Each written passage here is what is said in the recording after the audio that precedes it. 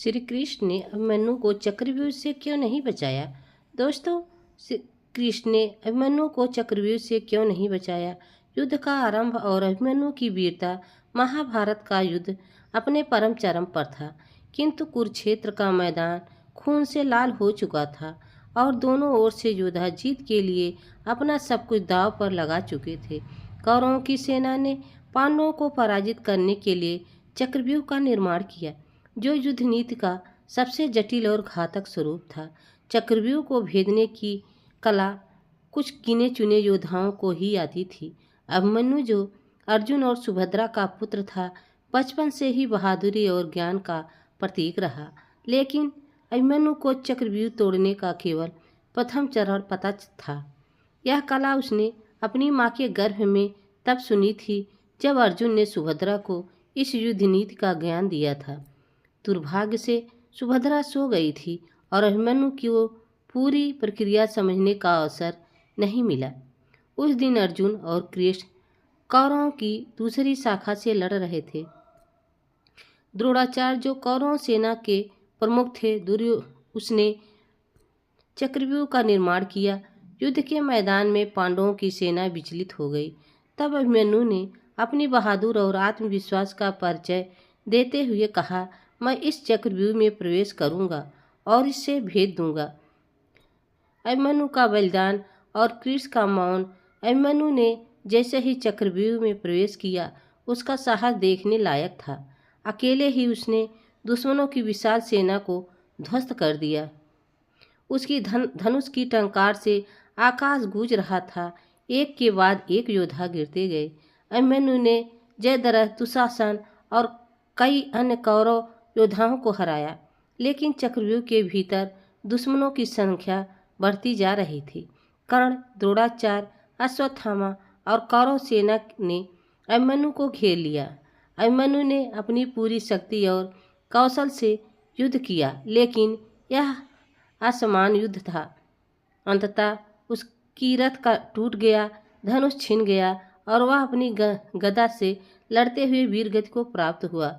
युद्ध क्षेत्र में हर ओर शोक फैल गया। अभिमन्यु के बलिदान ने पांडवों के हृदय को तोड़ दिया। युधिष्ठिर, भीम और अन्य भाई क्रोध और दुख से भर उठे। सबसे बड़ा सवाल यह था कि कृष्ण ने अभिमन्यु को बचाने के लिए कुछ क्यों नहीं किया। अभिमन्यु के बलिदान के बाद अर्जुन और द्रौपदी गुस्से में थे।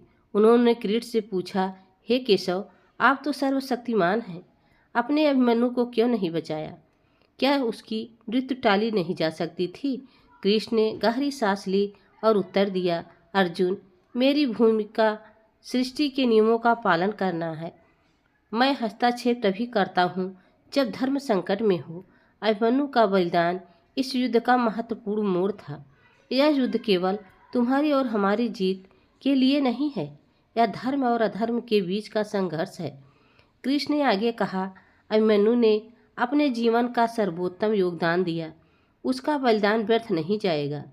उसकी मृत्यु ने कौरवों के पापों को और बढ़ा दिया, जिससे उनका पतन सुनिश्चित हो गया है। यदि मैं उसे बचा लेता तो यह युद्ध अनिश्चित काल के लिए चलता रहता। अर्जुन का प्रण और धर्म का पुनर्स्थापना। कृष्ण के शब्दों ने अर्जुन और पांडवों को सोचने पर मजबूर कर दिया। अभिमन्यु के बलिदान से प्रेरित होकर अर्जुन ने प्रतिज्ञा की कि वह जयद्रथ का वध करेगा, जिसने चक्रव्यूह का द्वार बंद किया था। अर्जुन ने कृष्ण के साथ मिलकर अगले दिन युद्ध का नया अध्याय लिखा। जयद्रथ वध के साथ पांडवों ने अपनी शक्ति और धैर्य का परिचय दिया। धीरे धीरे कौरव सेना कमजोर पड़ने लगी। अभिमन्यु का बलिदान एक प्रकाश स्तंभ बन गया, जिसने पांडवों को धर्म की राह पर अडिग रहने की प्रेरणा दी। अभिमन्यु का बलिदान न केवल पांडवों के लिए बल्कि संपूर्ण मानवता के लिए एक उदाहरण बन गया। उसका नाम वीरता और साहस का पर्याय बन गया। कृष्ण ने अंत में कहा, अभिमन्यु इस शरीर में नहीं है, लेकिन उसकी आत्मा अमर है। उसके बलिदान ने धर्म को स्थापित किया और अधर्म को नष्ट करने का मार्ग प्रशस्त किया। अभिमन्यु के बलिदान ने पांडवों के हृदय में केवल दुख नहीं बल्कि क्रोध और प्रतिशोध की ज्वाला भी जलाई। उसकी वीरता ने पांडवों को यह स्मरण कराया कि धर्म की स्थापना के लिए त्याग और बलिदान आवश्यक है।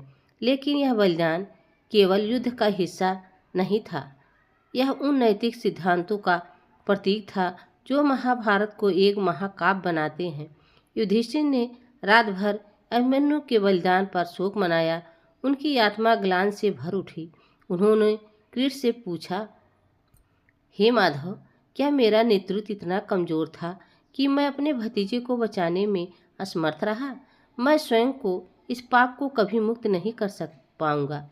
कृष्ण ने शांत स्वर में उत्तर दिया, धर्मराज, यह समय आत्मग्लानि का नहीं बल्कि आगे की रणनीति बनाने का है। अभिमन्यु ने अपने धर्म का पालन किया, अब तुम्हें भी अपने धर्म का पर अडिग रहना होगा। इस युद्ध में तुम्हारी विजय से ही अभिमन्यु का बलिदान को सार्थकता मिलेगी। सुभद्रा, जो अपने पुत्र की बलिदान के शोक में डूब गई थी, द्वारिका से कुरुक्षेत्र पहुंची। उसका हृदय बिखर चुका था। उसने कृष्ण से रोते हुए कहा, दाऊ, आपने मुझे वचन दिया था कि आप हमेशा अभिमन्यु की रक्षा करेंगे, फिर क्यों आप उसे उस चक्रव्यूह में अकेला छोड़ दिया? कृष्ण ने अपनी बहन सुभद्रा को सांत्वना देते हुए कहा, सुभद्रा, तुम्हारा पुत्र एक योद्धा था और योद्धा का कर्तव्य है धर्म की रक्षा करना। अभिमन्यु ने वही किया। यदि मैं उसे बचा लेता तो यह अधर्म के नियमों का पालन करने जैसा होता। वह अब किसी एक देह में नहीं है, उसका बलिदान अमर है। वह हर उस योद्धा के हृदय में जीवित रहेगा जो धर्म के लिए लड़ता है। अभिमन्यु के बलिदान के अगले दिन पांडवों ने कौरवों को सबक सिखाने की योजना बनाई। अर्जुन, जो अभिमन्यु के मृत्यु के बाद गहरे शोक में था, उसने प्रतिज्ञा ली, यदि सूर्यास्त तक मैं जयद्रथ का वध नहीं किया तो मैं अग्नि में प्रवेश कर जाऊंगा। यह प्रतिज्ञा सुनकर कौरव सेना भयभीत हो गई। जयद्रथ, जिसने अभिमन्यु को चक्रव्यूह में फंसने दिया था, अपने प्राणों की रक्षा के लिए द्रोणाचार्य और कर्ण की शरण में गया। कौरवों ने जयद्रथ की रक्षा के लिए रक्षा कवच तैयार किया। कृष्ण अर्जुन को सलाह दी, हे पार्थ, जयद्रथ तक पहुंचने के लिए तुम्हें धैर्य और कुशल की रणनीति की आवश्यकता होगी। याद रखो, यह केवल शक्ति का नहीं बल्कि समय और बुद्धिमानी का युद्ध है। युद्ध के मैदान में अर्जुन ने अपने धनुष गांडीव से ऐसी वर्षा की कौरव सेना बिखर गई। लेकिन जयद्रथ तक पहुंचने में समय कम था। सूर्यास्त का समय निकट आ रहा था। तभी कृष्ण ने अपनी माया का सहारा लिया और सूर्य को क्षण भर के लिए ढक दिया। कौरवों ने सोचा सूर्यास्त हो चुका है और जयद्रथ ने उत्सव मनाना शुरू कर दिया। कृष्ण ने अर्जुन से कहा, अब समय आ गया है पार्थ, यह तुम्हारे बाण की आखिरी परीक्षा है। अर्जुन ने अपने दिव्यास्त्र से जयद्रथ का वध कर दिया। युद्ध में पांडवों की स्थिति मजबूत हो गई।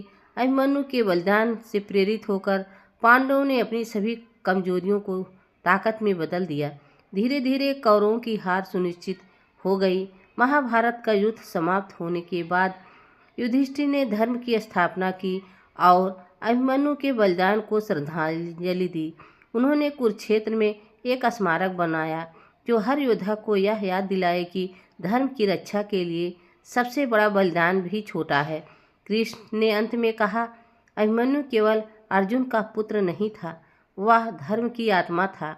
उसका बलिदान हमें यह सिखाता है कि सच्चा योद्धा वही है जो अपने जीवन से ज़्यादा धर्म को महत्व देता है।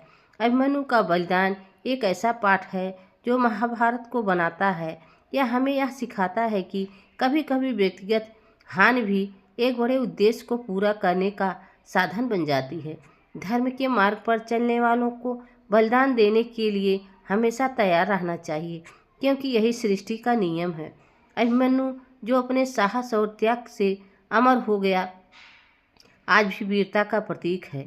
उसकी कहानी हमें यह प्रेरणा देती है कि सच्चा योद्धा वही है जो अपने उद्देश्य को पूर्ण करने के लिए जो जीवन मृत्यु से परे हो जाए। जय श्री कृष्ण। दोस्तों, यह वीडियो आप सबको कैसी लगी कमेंट में ज़रूर बताना।